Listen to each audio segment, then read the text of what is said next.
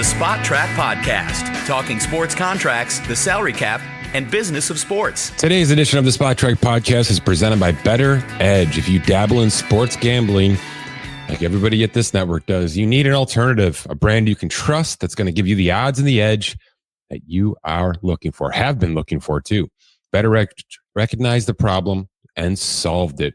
Too much of the money is being lost to the house in very heavily favored or even compacted lines. Let's put it that way. Bettor Edge is a social betting marketplace that gives users from over 45 states the chance to win more with every bet because you create your own price without the vig.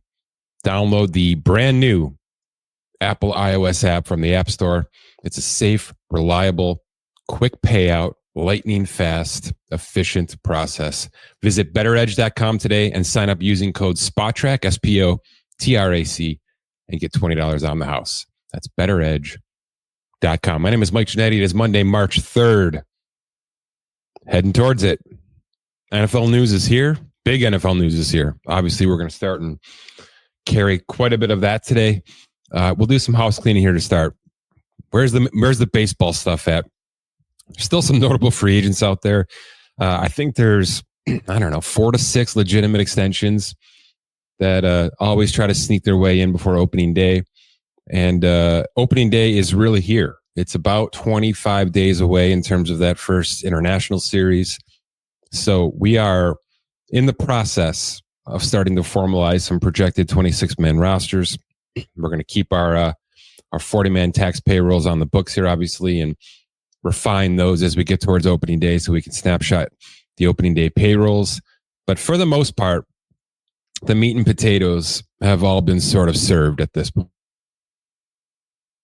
The payroll tracker, the cash tracker, any sort of projection that we have on the books right now can be kind of taken with a grain of salt, but certainly pretty close to the vest with where things are going to be for opening day. The pre-arbitration salaries should be finalized really within the next couple of days here. Early March is when those start to hit. That's your, near minimum, slightly less than $1 million salaries that we've been projecting at about 800,000 on the site throughout the offseason here. So that will really finalize some of these numbers and help us better project where things are headed here. But yeah, it's a lot of dropping some players down to the minor leagues, as obviously that happens throughout spring training, and projecting some injury situations. But we're at this point now where it's less about transactions and more about now setting ourselves up for the in-season world of Major League Baseball. There's still some trade possibilities. Like I said, definitely some extension possibilities. But again, the meat and potatoes are well out of the way with Major League Baseball's off-season. Basketball, we're past the deadline. There's still fireworks from that deadline. Certainly, there's some on-court ramifications happening with the Lakers and the Warriors that have really changed the dynamic of the postseason immediately. And I don't think those were the teams that we thought were immediately going to be impacted in 2025. I think both those situations were maybe even a year away from having massive major impacts, but that's not the case. I mean, both these teams are legitimate Western Conference players now. Maybe not to the top, but the Lakers are right there on like an 8-2 run with Luka in the fold. So obviously things have blossomed as the NBA sort of takes the forefront here away from the NFL and certainly the NHL and pushes towards their big playoff run. Keith is all over this. I know he's got some things already in the banks for what's going to happen this offseason. There's a big Kevin Durant discussion, possibly a LeBron discussion about if and when he opts out and re-ups or what that might look like.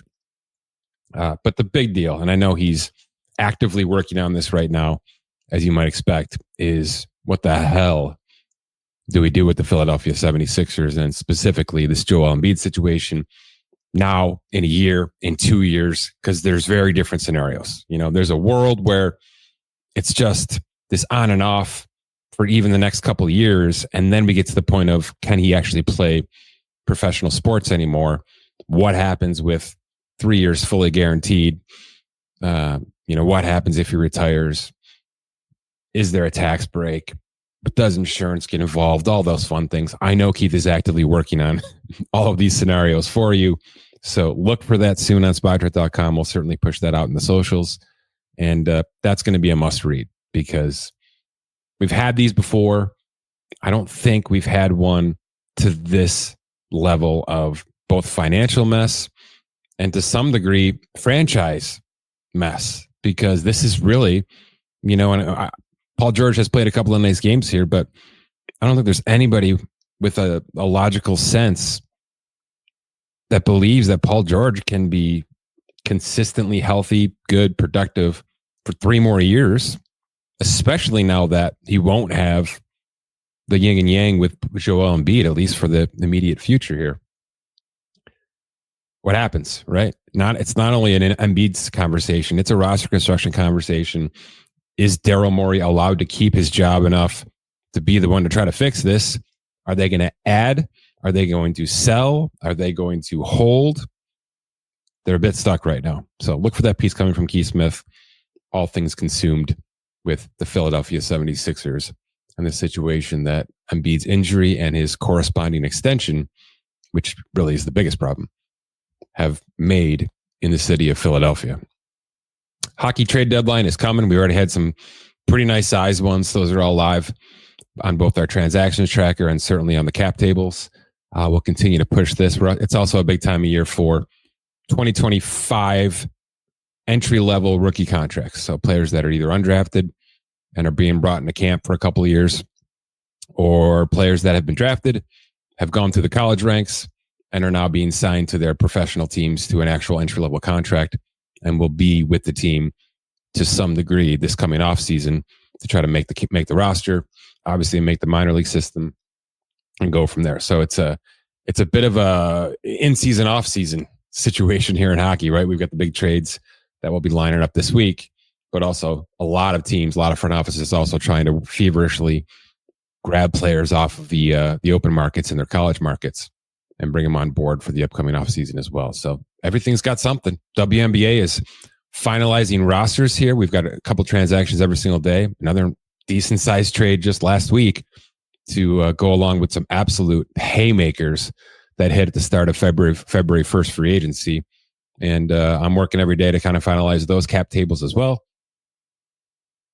And there's plenty more. I know Scott's been working his butt off on the MLS data. They have released some really nice roster construction, labeling, tagging systems that came out of MLS directly. We're making sure we get those live on our views so that the season, which is now underway, can sync up financially speaking, and you can keep track of that day by day, week by week. But it's an NFL time because we are 9 days from the start of the 2025 league year. The Matthew Stafford situation apparently has been resolved, right? I think that's what we talked about when we spoke to you last in certain degrees. The report is that a renegotiated contract has been agreed to. I can tell you right now, as of this morning, nothing officially has hit the books. We're certainly waiting on numbers and guarantee structure and all that fun stuff, certainly cap ramifications. But it sure sounds like, I'll take him to heart on this one, that's a situation that was simply, unless somebody blows the doors off of us with an offer, whether it's the Giants at 6, the Raiders at 3, maybe, or maybe even something in 2026 when there will be a really nice crop of quarterbacks to choose from. Outside of that, I don't think the Rams were listening, and this was a situation where Stafford was out there doing the work. He was given permission to go seek a trade. The Rams cannot negotiate a trade with another team right now, but Stafford and his agent can. And they were conveying some messages back to the Rams, I would assume. Nothing really came to fruition. It sounded like at some point the Raiders had an offer that was at least intriguing, and certainly they had a contract that was intriguing. However, there will be a moment in time where we find out exactly what these offers all were. I know the Giants were aggressive. I was on a Giants pod just late last week, and that's all they were talking about. Now, they've quickly pivoted to Aaron Rodgers. I'm not sure that actually gets the job done either, but it sounds like there was some significant cash being thrown at Matthew Stafford. And by the way, of course, okay, because when you run through the gamut of 12 quarterbacks that are available right now, from Stafford to Desmond Ridder, Daniel Jones, it's definitely a situation where we have a good, a bad, and an ugly, and Sam Darnold is sort of stuck in the middle here, as we saw the good, but we've seen a lot of bad and a lot of inconsistent. So is 40 million plus a year for him even close to the conversation of 2 years fully guaranteed 50 million for Matthew Stafford? No, not in my opinion. Stafford has proven pedigree on good teams and on bad teams of being the best player in the room. And that's what his career has put together. By the way, a career that I think, based on some of these numbers we're seeing, I think when it's all said and done here in a couple of seasons, will have surpassed 425 million made on the field, because he started with a rookie contract that was not wage scaled. Okay. He cashed in hard early, cashed in 3 or 4 times with the Lions for cap purposes, right? He had to continue to sign extensions with bonuses just to lower his cap hit, kind of the Brady model before the Brady model. And then, of course, he's done well for himself in the Rams era, though it did come with a discount, as I mentioned on Thursday's pod. He did accept 40 million a year when he was worth 48 to 50. And, half a dozen quarterbacks went 55 million plus not too long after he won a Super Bowl, right? And that's just the reality of what he accepted. So it's understandable that he needed a re-up. We'll see exactly what that re-up looks like when things actually hit the books. And speaking of which, really a full week now, the Bills locked in wide receiver Khalil Shakir to what reportedly was around 15 million a year. I think 4 for 60 and change is the report on a max value. So nothing set in stone there either until we see that one on the books. I would imagine that comes in a few $1 million less than that from a base value standpoint, with some either per gamers or incentives to get it up to that big number. And again, that has not officially been processed and put onto the Bills' books yet. So we're waiting for full details, full breakdown on that as well. So a couple things that are in the docket. And obviously the big agreement, again, not official, can't be processed until March 12th, is the Deebo Samuel move. It was certainly gaining steam Thursday, Friday, when the powers that be that sort of say this stuff out loud and try not to say it without saying it, we're really bringing this to the forefront, even though people in my neck of the woods were saying, all right, but this ain't a cat move. And it's still not a cat move. There's no language out there. There's no contractual agreement out there that can make this any better for the San Francisco 49ers. All right. So the numbers that I put into an article on SpotTrack, the tweets I've been putting out there, they are what they are. And I've had millions of comments and even DMs asking me, well, why is there dead cap? Why can't this be retained? Why can't Washington take over? Because it's just the way of the world. All right. He's got a signing bonus. He did a cap conversion, and there's an option bonus. It's all cash that's been paid to Deebo in 22, 23, and 24, respectively. He's got the cash, and the bonuses spread out for 5 years, made life a lot easier for San Francisco, fitting in a lot of these defensive contracts. And now it all sits. So there's $31 million of dead cap that had not been allocated, which will hit in 2025 because this will be processed as a pre-June 1st trade. That's the other thing. There's no such thing as a designated post-June 1st trade. If you're going to trade somebody and split up the dead cap, you have to trade them after June 1st. You have to physically trade them after June 1st, which sounds like fine. Just do that. Except for you've already missed the draft. Okay. So you're not trading current year draft picks for a post 6-1 trade. So I know I say that a lot, but I do get a lot of comments on that. That doesn't exist. It exists with the release. You get 2 designations every year. You can designate a player as a post 6-1 release, essentially process that release March 12th, March 13th. The player goes out to free agency, but you can split that dead cap up come June 1st. So it's a bit of a pause. It's a bit of a accounting trick that the NFL has allowed you to do, which in a lot of cases doesn't really help you for the current offseason. It's really about taking your lumps and your medicine later and understanding that you're trying to figure this out on a 2-year basis, not a 1-year basis. Again, Can't happen with the trade. So Deebo in this move, once it's officially processed in March here, will leave behind $31 million in dead cap. It's a $15.1 million cap loss for San Francisco. So let's just start right there. This is a football move. All right. It's a cash move. Those are the two elements of this. This is, we don't want to pay Deebo 17 mil. We'd love to get any draft pick because we will release him. And I'm firmly believe, by the way, they would have designated him a post 6-1 release to take that cap hit over the next 2 years if they had the ability to do that. But Washington gave him a 5th round pick, and they deemed that good enough because I think there's a world that where they understand that Deebo might be really on the backslide here. So, they were going to cut him. There was no compensatory draft pick in their back pocket because he would have been released before the end of his contract.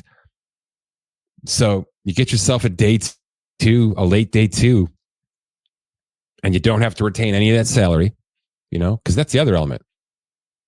They take on $7 million and make him a 1 for 10 for the next 2025. You're probably in the 3rd to 4th round pick in terms of draft compensation. They don't want that. Okay. They need cash for Brock Purdy. They need cash for a secondary. They need cash for Dre Greenlaw, right? Et cetera, et cetera. And because they're not ripping the Band-Aid off, despite the fact that some people, myself included, have said, hey, this might be a very, very deep line in the sand in terms of what the previous window of contention is and where the next couple of years are going.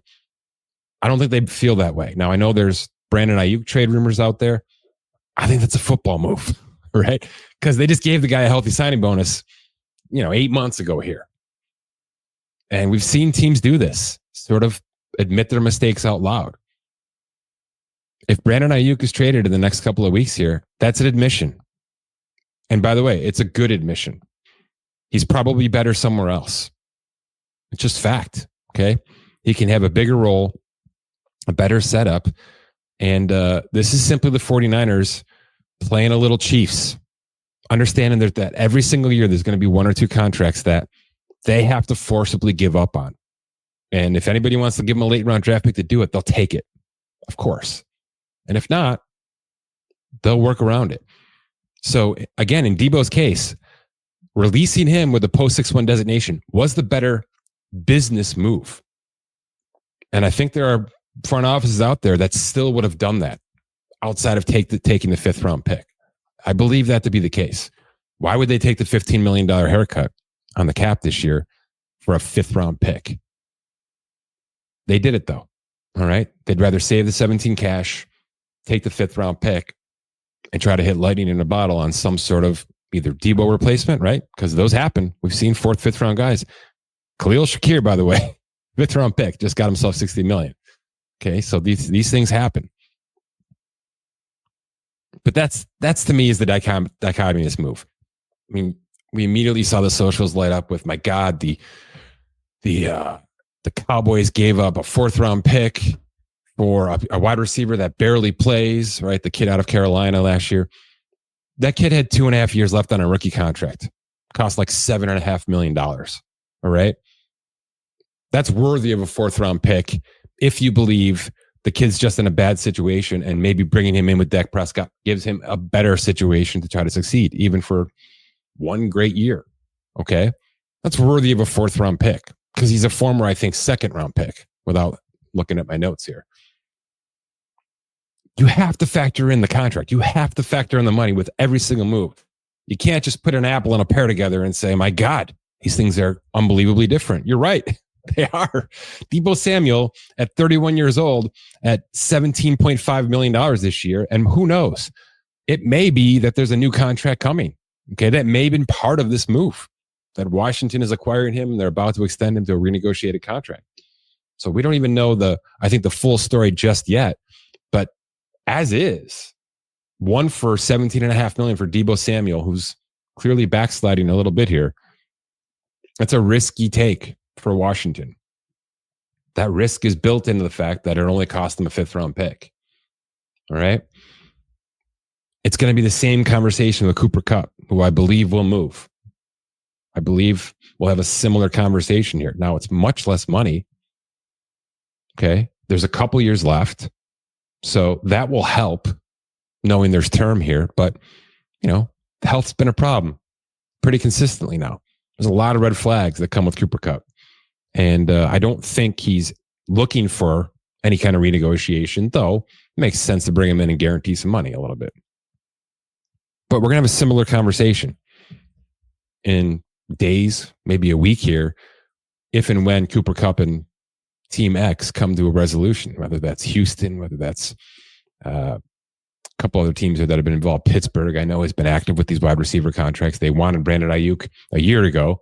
I have a feeling they're probably trying to get Brandon Ayuk minus the signing bonus now, exactly a year later. So we'll see where that all ends up here. Cooper Kupp, by the way, is 2 for just under 40 remaining, 20 million cash in 2025. So 31, almost 32 years old Cooper Kupp with an injury history,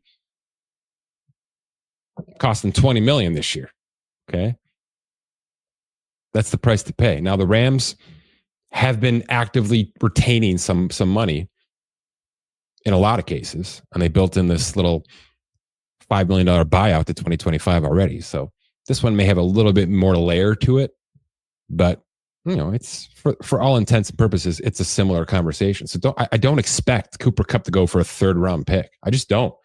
It'll help that there's a 2-year term left, but not at his age. Okay. If anything, that's just fluff. That's just fodder. So it's a more expensive contract. It's a 1 for 20, essentially, non-guaranteed. There may be a chance for the Rams to retain a little cash and buy themselves a better draft pick, but at the end of the day, probably looks exactly like Deebo. So I just, please, before you go and grade these contracts or even comment on these trades, factor in the money, factor in the cash that's being given up, the cash that's being acquired, certainly the guarantee structure that exists, if any. You have to do it because it's not how it works anymore. Now, the next guy on the block here we can get to is obviously Davante Adams. We knew that the second Aaron Rodgers was politely asked to leave the Jets premises, essentially. Okay. Everybody in the world, myself included, thinks this is going to be a release. But I also mentioned this a couple weeks ago.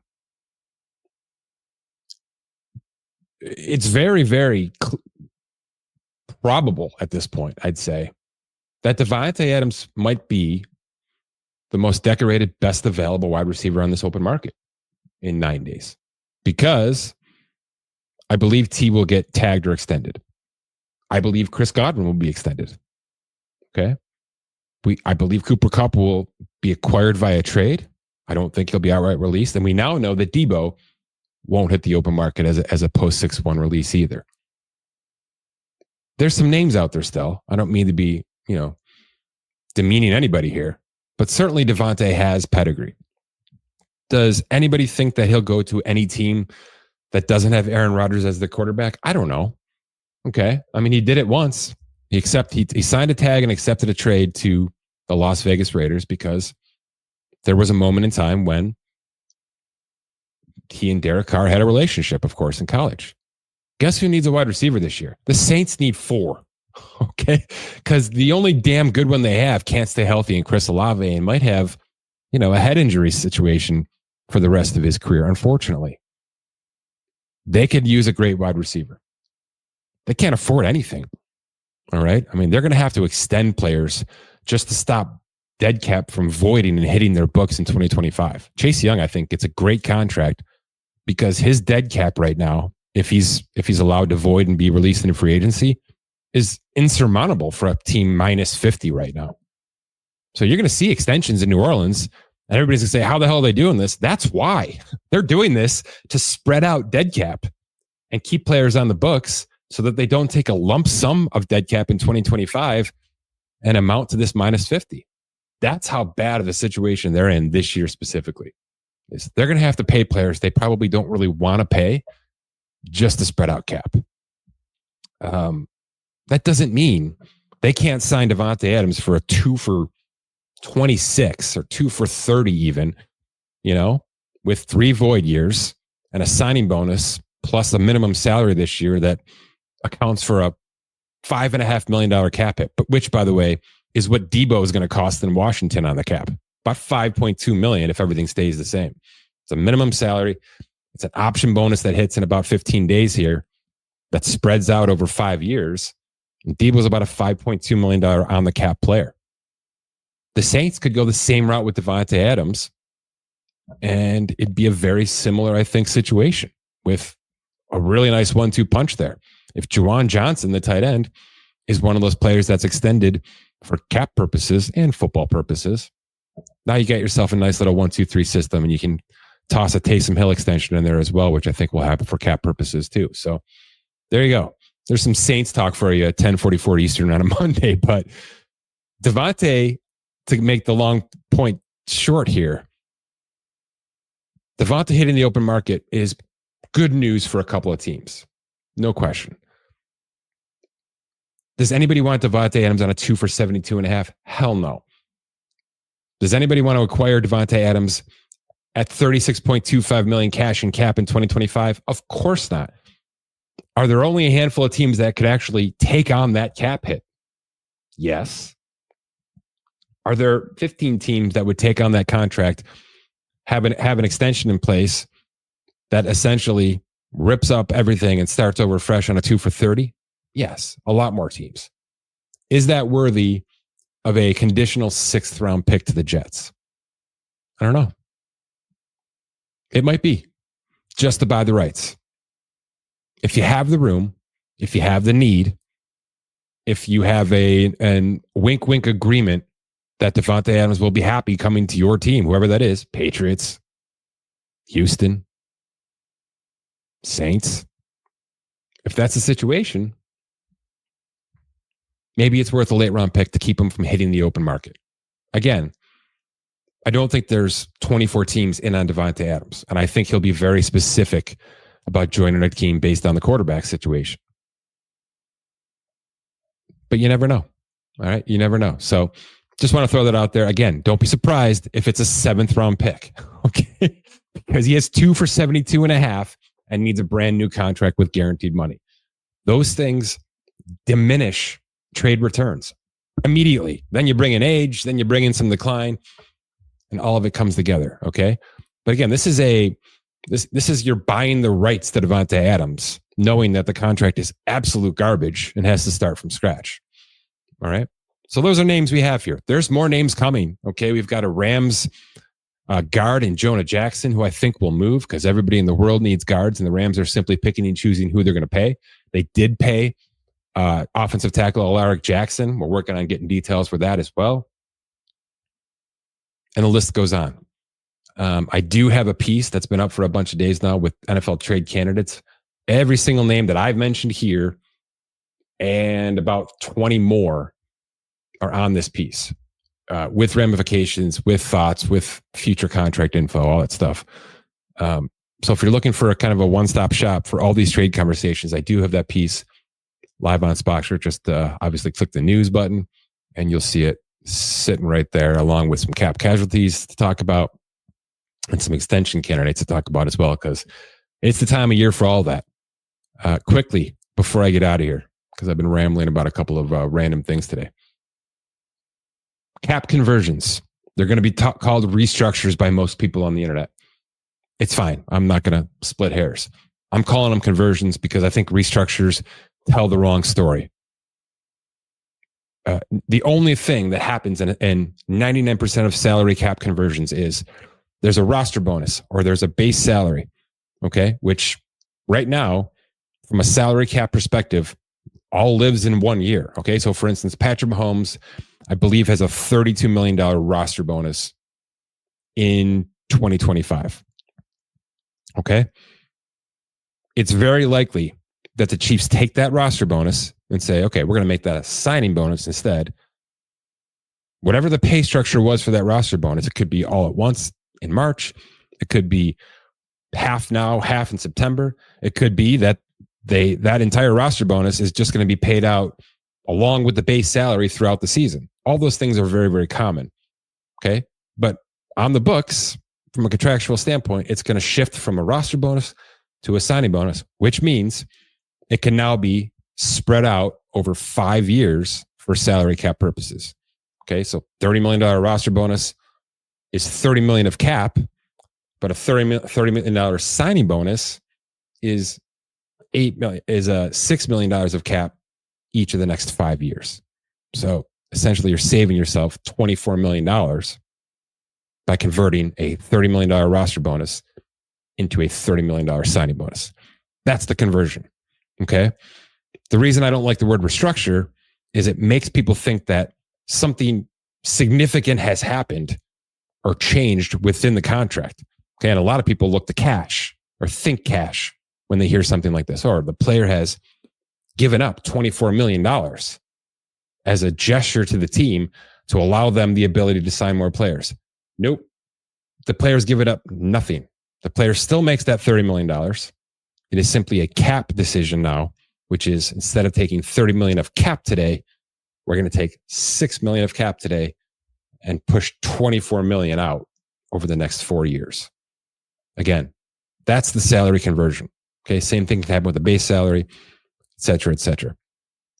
A true restructure in my book is a renegotiation, and I will always label it as such.